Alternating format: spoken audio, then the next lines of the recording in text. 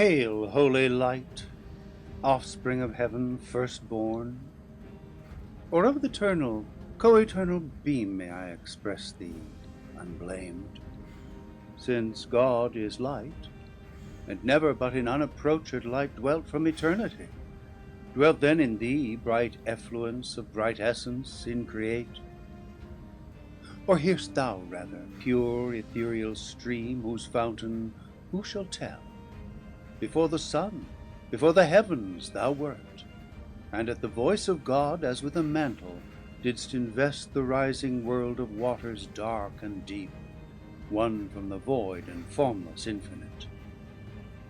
Thee I revisit now with bolder wing, escaped the Stygian pool, though long detained in that obscure sojourn, while in my flight through utter and through middle darkness borne, with other notes than to the Orphean lyre I sung of chaos and eternal night, taught by the heavenly muse to venture down the dark descent, and up to reascend, though hard and rare.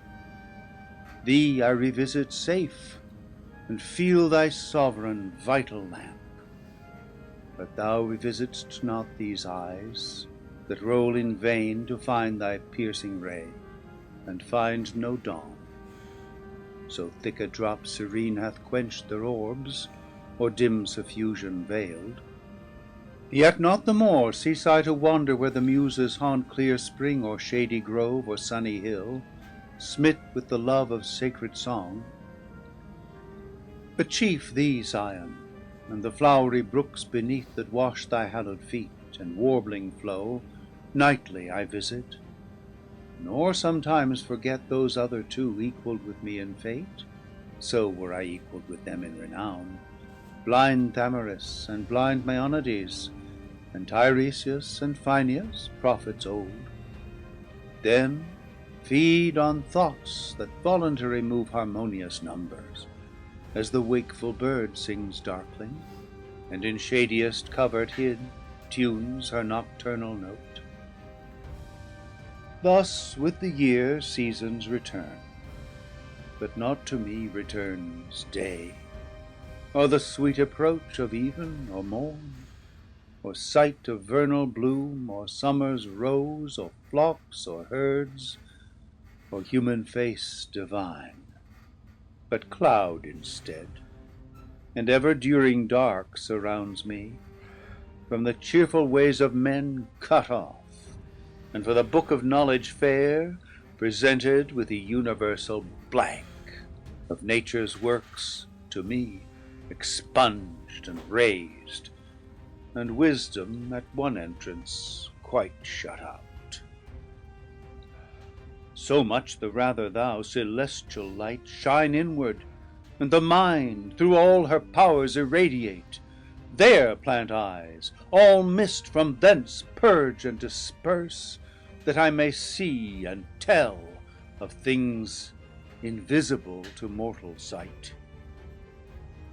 Now had the Almighty Father from above, from the pure Empyrean where he sits high throned above all height, bent down his eye, his own works and their works at once to view. About him all the sanctities of heaven stood thick as stars, and from his sight received beatitude past utterance. On his right the radiant image of his glory sat, his only Son.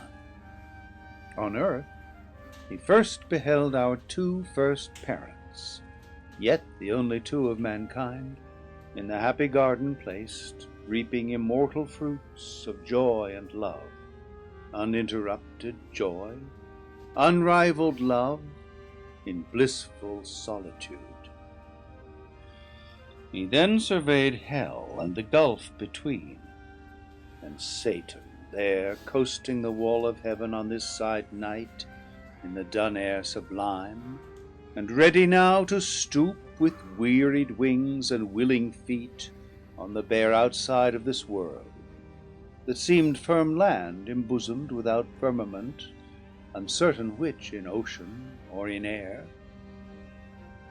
Him God beholding from his prospect high, wherein past, present, future he beholds, thus to his only Son foreseeing, spake.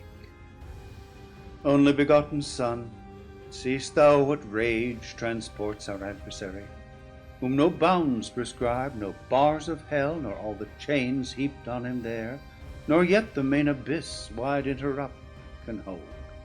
So bent he seems on desperate revenge, that shall redound upon his own rebellious head. And now, through all restraint broke loose, he wings his way not far off heaven, in the precincts of light, directly towards the new created world, and man there placed, with purpose to assay if him by force he can destroy, or worse, by some false guile pervert, and shall pervert. For man will hearken to his glozing lies, and easily transgress the sole command, sole pledge of his obedience. So will fall he and his faithless progeny, whose fault, whose but his own. Ingrate, he had of me all he could have. I made him just and right, sufficient to have stood, though free to fall. Such I created all the ethereal powers and spirits, both them who stood and them who failed. Freely they stood who stood, and fell who fell. Not free, what proof could they have given sincere or true allegiance, constant faith or love, where only what they needs must do appeared, not what they would? What praise could they receive, what pleasure I from such obedience paid, when will and reason also is choice, useless and vain, of freedom both despoiled, made passive both, had served necessity, not me. They therefore, as to right belonged, so were created, nor can justly accuse their maker, or their making, or their fate, as if predestination overruled their will, disposed by absolute decree or high foreknowledge. They themselves decreed their own revolt, not I. If I foreknew, foreknowledge had no influence on their fault, which had no less proved certain unforeknown. So without least impulse or shadow of fate, or aught by me immutably foreseen, they trespass, authors to themselves in all both what they judge and what they choose. For so I formed them free, and free they must remain till they enthrall themselves. I else must change their nature, and revoke the high decree, unchangeable, eternal, which ordained their freedom. They themselves ordained their fall. The first sort by their own suggestion fell, self-tempted, self-depraved. Man falls deceived by the other first. Man therefore shall find grace, the other none. In mercy and justice both, through heaven and earth, so shall my glory excel. But mercy first and last shall brightest shine. Thus while God spake, ambrosial fragrance filled all heaven, and in the blessed spirits elect sense of new joy ineffable diffused. Beyond compare the Son of God was seen most glorious. In him all his Father shone substantially expressed, and in his face divine compassion visibly appeared, love without end, and without measure grace, which uttering, thus he to his Father spake. O Father, gracious was that word which closed thy sovereign sentence, that man should find grace, for which both heaven and earth shall high extol thy praises with the innumerable sound of hymns and sacred songs, wherewith thy throne encompassed shall resound thee ever blessed.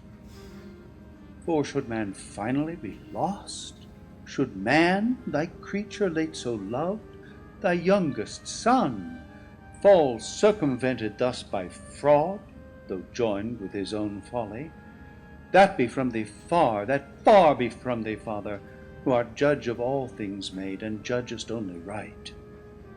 Or shall the adversary thus obtain his end, and frustrate thine? Shall he fulfill his malice, and thy goodness bring to naught?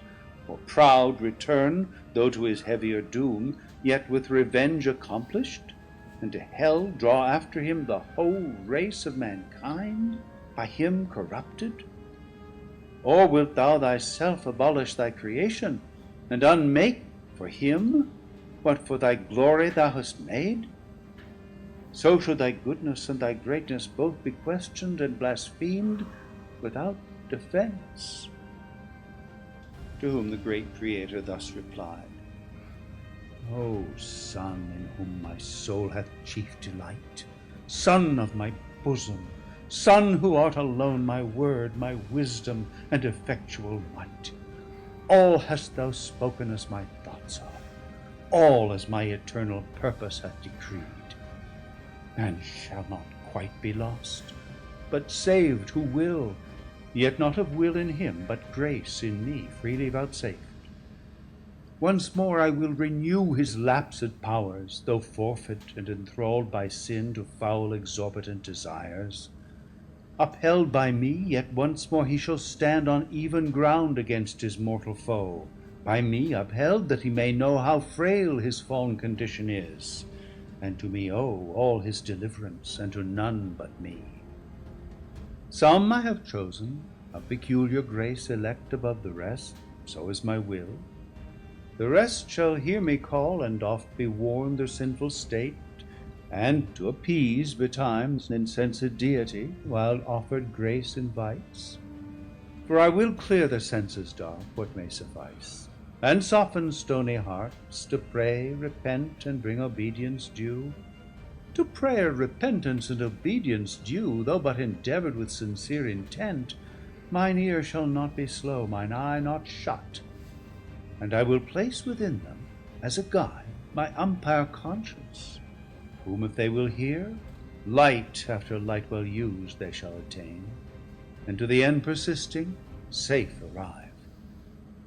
This, my long sufferance and my day of grace, they who neglect and scorn shall never taste, but hard be hardened, blind be blinded more, that they may stumble on and deeper fall, and none but such from mercy I exclude. But yet all is not done. Man disobeying, disloyal, breaks his fealty, and sins against the high supremacy of heaven, affecting Godhead, and so losing all, to expiate his treason hath not left, but to destruction sacred devote, he with his whole posterity must die. Die he, or justice must, unless for him some other, able and as willing, pay the rigid satisfaction, death for death. Say, heavenly powers, where shall we find such love? Which of ye will be mortal to redeem man's mortal crime, and just the unjust to save? Dwells in all heaven charity so dear? He asked, but all the heavenly choir stood mute, and silence was in heaven. On man's behalf, patron or intercessor none appeared, much less that durst upon his own head draw the deadly forfeiture and ransom set. And now without redemption all mankind must have been lost, adjudged to death and hell by doom severe, had not the Son of God, in whom the fullness dwells of love divine, his dearest mediation thus renewed. Father, thy word is past, man shall find grace. And shall grace not find means, that finds her way, the speediest of thy winged messengers, to visit all thy creatures, and to all comes unprevented, unimplored, unsought? Happy for man so coming. He her aid can never seek, once dead in sins and lost. Atonement for himself for offering meet, indebted and undone, hath none to bring. Behold me then, me for him, life for life I offer. On me let thine anger fall, account me man. I for his sake will leave thy bosom, and this glory next to thee freely put off, and for him lastly die, well pleased. On me let death wreak all his rage. Under his gloomy power I shall not long lie vanquished. Thou hast given me to possess life in myself forever. By thee I live, though now to death I yield, and am his due, all of me that can die. Yet that debt paid, thou wilt not leave me in the loathsome grave his prey, nor suffer my unspotted soul forever with corruption there to dwell. But I shall rise victorious, and subdue my vanquisher, spoiled of his vaunted spoil. Death his death's wound shall then receive, and stoop inglorious, of his mortal sting disarmed. I through the ample air in triumph high shall lead hell captive, maugre hell, and show the powers of darkness bound. Thou at the sight pleased, out of heaven shalt look down and smile, while by thee raised I ruin all my foes, death last, and with his carcass glut the grave. Then with the multitude of my redeemed shall enter heaven long absent, and return, Father, to see thy face, wherein no cloud of anger shall remain, but peace assured and reconciled. Wrath shall be no more thenceforth, but in thy presence joy entire. His words here ended, but his meek aspect silent yet spake, and breathed immortal love to mortal men, above which only shone filial obedience. As a sacrifice glad to be offered, he attends the will of his great Father. Admiration seized all heaven, what this might mean, and whither tend wondering. But soon Almighty thus replied, O thou in heaven and earth, the only peace found out for mankind under wrath, O thou my sole complacence, well thou know'st how dear to me are all my works, nor man the least, though last created, that for him I spare thee from my bosom and right hand, to save, by losing thee a while, the whole race lost. Thou therefore, whom thou only canst redeem, their nature also to thy nature join, and be thyself man among men on earth, made flesh when time shall be of virgin seed, by wondrous birth. Be thou in Adam's room the head of all mankind, though Adam's son. As in him perish all men, so in thee, as from a second root, shall be restored as many as are restored. Without thee, none. His crime makes guilty all his sons.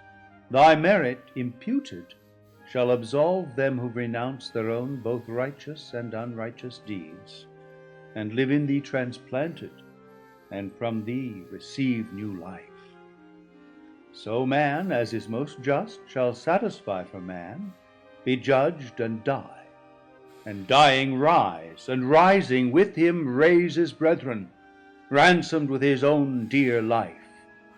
So heavenly love shall outdo hellish hate, giving to death and dying to redeem, so dearly to redeem what hellish hate so easily destroyed, and still destroys in those who, when they may, accept not grace.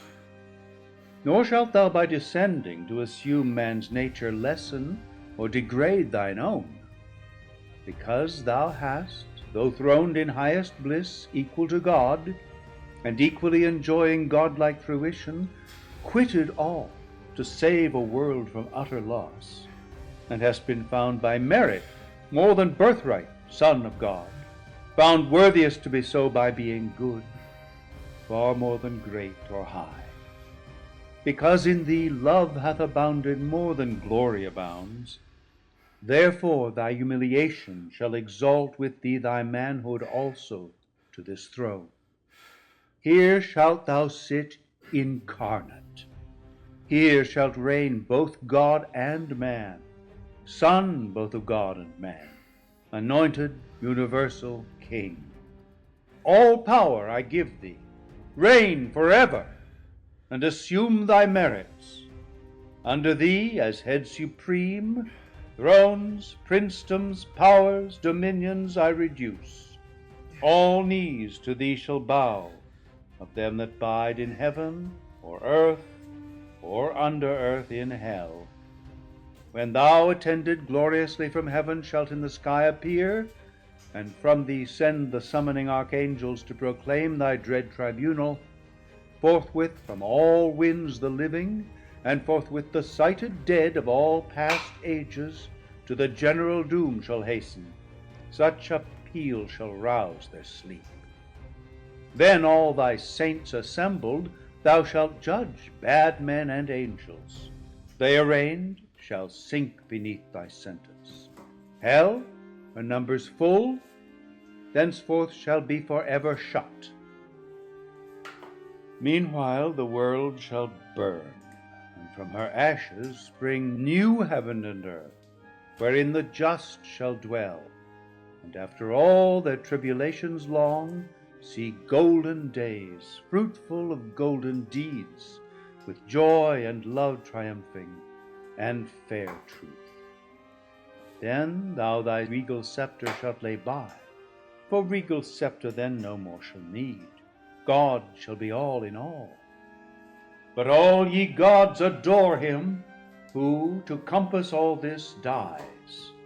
Adore the Son, and honor him as me.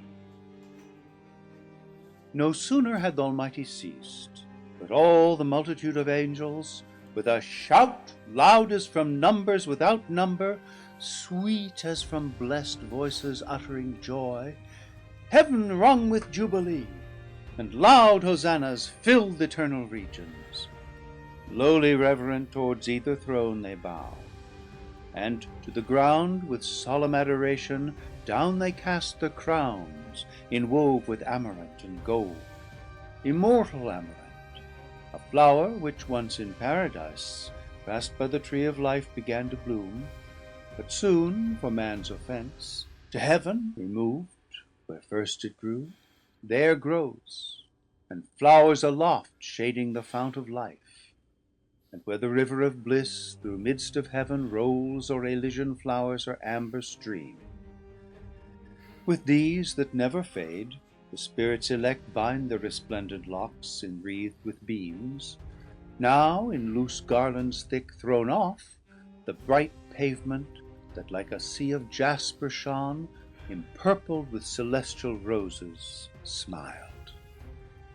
Then crowned again, the golden harps they took, harps ever tuned, that glittering by their side like quivers hung. And with preamble sweet of charming symphony, they introduce their sacred song, and waken raptures high, no voice exempt, no voice but well could join melodious part, such concord is in heaven. Thee, Father, first they sung, omnipotent, immutable, immortal, infinite, eternal King. Thee, author of all being, fountain of light, thyself invisible, amidst the glorious brightness where thou sittst, throned inaccessible. But when thou shadest the full blaze of thy beams, and through a cloud drawn round about thee like a radiant shrine, dark with excessive fright, thy skirts appear, yet dazzle heaven, that brightest seraphim approach not, but with both wings veil their eyes. Thee next they sang, of all creation first, begotten Son, divine similitude, in whose conspicuous countenance, without cloud made visible, the Almighty Father shines, whom else no creature can behold. On thee impressed, the effulgence of his glory abides, transfused on thee his ample spirit rests. He, heaven of heavens, and all the powers therein by thee created, and by thee threw down the spiring dominations. Thou that day thy father's dreadful thunder didst not spare, nor stop thy flaming chariot wheels that shook heaven's everlasting frame, while o'er the necks thou drovest of warring angels disarrayed. Back from pursuit thy powers with loud acclaim thee only extolled, Son of thy Father's might, to execute fierce vengeance on his foes. Not so on man. Him, through their malice fall'n, Father of mercy and grace, thou didst not doom so strictly, but much more to pity incline. No sooner did thy dear and only Son perceive thee purposed not to doom frail man so strictly, but much more to pity inclined. He to appease thy wrath, and end the strife of mercy and justice in thy face discerned, regardless of the bliss wherein he sat second to thee, offered himself to die for man's offense. O unexampled love! Love nowhere to be found less than divine. Hail, Son of God, Saviour of men! Thy name shall be the copious matter of my song henceforth, and never shall my harp thy praise forget, nor from thy Father's praise disjoin. Thus they in heaven, above the starry sphere, their happy hours in joy and hymning spent. Meanwhile, upon the firm opacous globe of this round world, whose first convex divides the luminous inferior orbs, enclosed from chaos and the inroad of darkness old, Satan alighted walks. A globe far off it seemed, now seems a boundless continent, dark, waste, and wild, under the frown of night starless exposed, and ever threatening storms of chaos blustering round, inclement sky, save on that side which from the wall of heaven, though distant far, some small reflection gains of glimmering air less vexed with tempest loud. Here walked the fiend at large in spacious field, as when a vulture on Emmaus bred, whose snowy ridge the roving Tartar bounds, dislodging from a region scarce of prey to gorge the flesh of lambs or yeanling kids on hills where flocks are fed, flies toward the springs of Ganges or Hydaspes, Indian streams, but in his way lights on the barren plains of Saracana, where Chineses drive with sails and wind their caney wagons light. So on this windy sea of land the fiend walked up and down, alone, bent on his prey. Alone, for other creature in this place, living or lifeless, to be found was none. None yet, but store hereafter from the earth up hither like aerial vapors flew, of all things transitory and vain, when sin with vanity had filled the works of men. Both all things vain, and all who in vain things built their fond hopes of glory or lasting fame, or happiness in this or other life. All who have the reward on earth, the fruits of painful superstition and blind zeal, not seeking but the praise of men, here find fit retribution, empty as their deeds. All th' unaccomplished works of nature's hand, abortive, monstrous, or unkindly mixed, dissolved on earth, fleet hither, and in vain till final dissolution wander here. Not in the neighboring moon, as some have dreamed, those argent fields more likely habitants, translated saints, or middle spirits hold betwixt angelical and humankind. Hither of ill-joined sons and daughters born, first from the ancient world those giants came, with many a vain exploit, though then renowned. The builders next of Babel on the plain of Sennaar, and still with vain design new Babels, had they wherewithal, would build. Others came single. He who to be deemed a god leaped fondly into Etna flames, Empedocles. And he who to enjoy Plato's Elysium leaped into the sea, Cleombrotus, and many more too long, embryos and idiots, eremites and friars, white, black, and grey, with all their trumpery. Here pilgrims roam, that strayed so far to seek in Golgotha him dead who lives in heaven, and they who, to be sure of paradise, dying put on the weeds of Dominic, or in Franciscan think to pass disguised. They pass the planet 7 and pass the fixed, and that crystalline sphere whose balance weighs the trepidation taught, and that first moved. And now St. Peter at heaven's wicket seems to wait them with his keys, and now at foot of heaven's ascent they lift their feet, when lo, a violent cross wind from either coast blows them transverse 10,000 leagues awry into the devious air. Then might ye see cowls, hoods, and habits with their wearers tossed and fluttered into rags.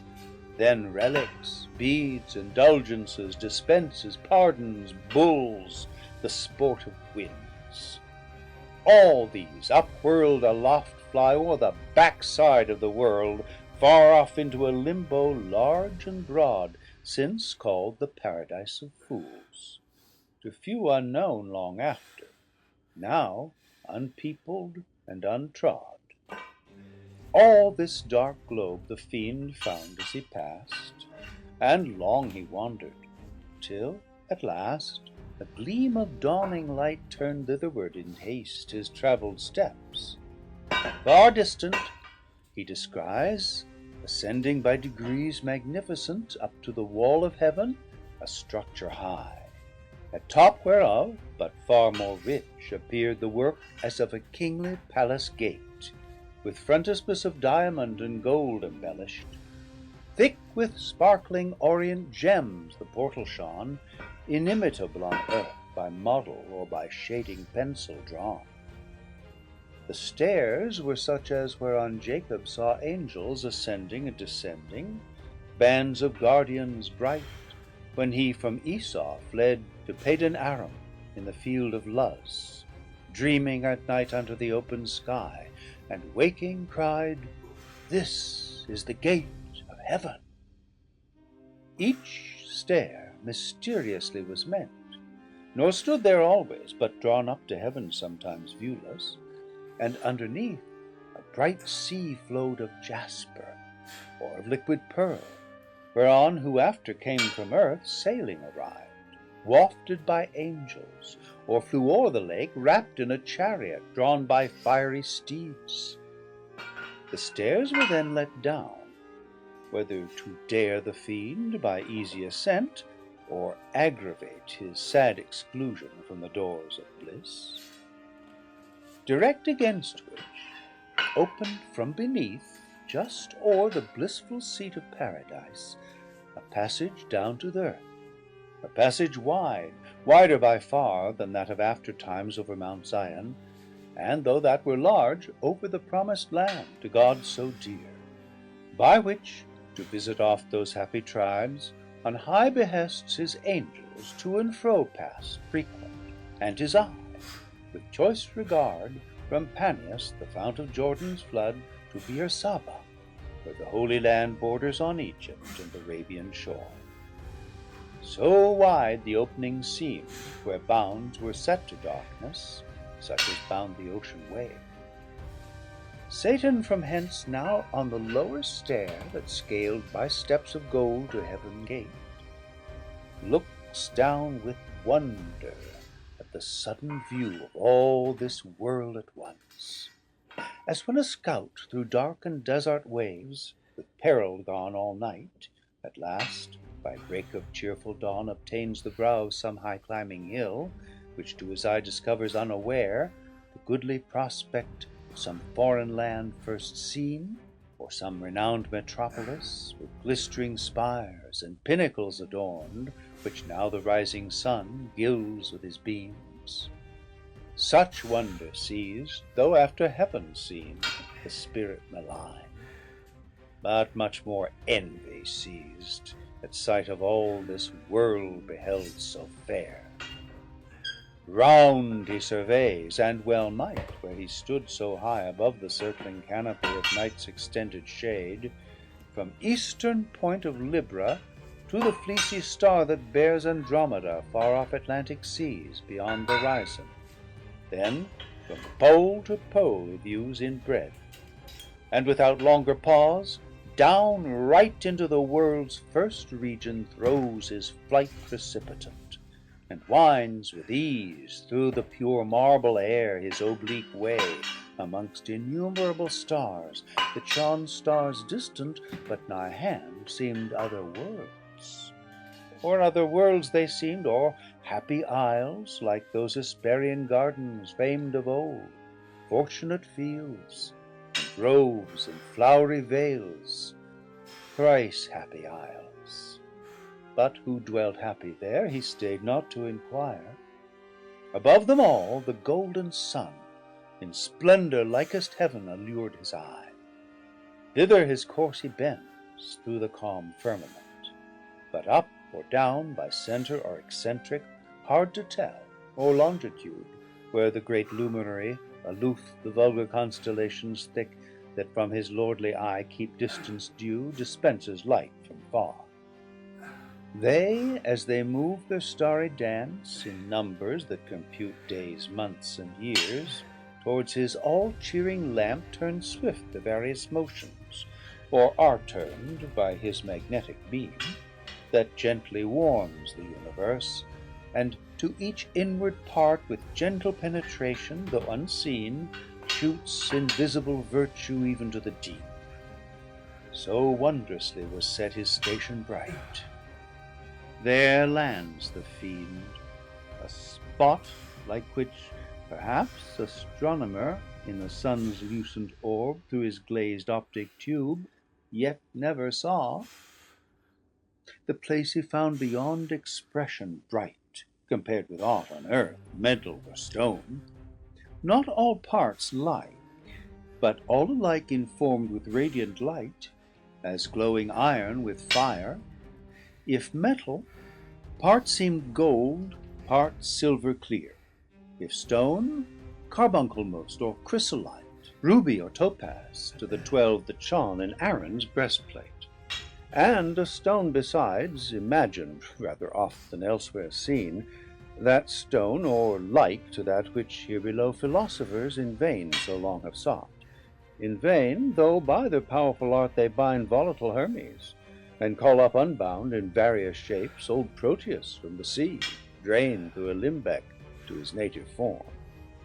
What wonder then if fields and regions here breathe forth elixir pure, and rivers run potable gold, when with one virtuous touch the archchimic sun, so far from us remote, produces with terrestrial humor mixed here in the dark so many precious things, of color glorious and effect so rare. Here matter new to gaze the devil met, undazzled. Far and wide his eye commands, for sight no obstacle found here, nor shade, but all sunshine, as when his beams at noon culminate from the equator, as they now shot upward still direct, whence no way round shadow from body opaque can fall, and the air nowhere so clear sharpened his visual ray to objects distant far, whereby he soon saw within ken a glorious angel stand, the same whom John saw also in the sun. His back was turned, but not his brightness hid. Of beaming sunny rays a golden tire circled his head, nor less his locks behind, illustrious on his shoulders, fledged with wings, lay waving round. On some great charge employed he seemed, or fixed in cogitation deep. Glad was the spirit impure, as now in hope to find who might direct his wandering flight to paradise, the happy seat of man, his journey's end, and our beginning woe.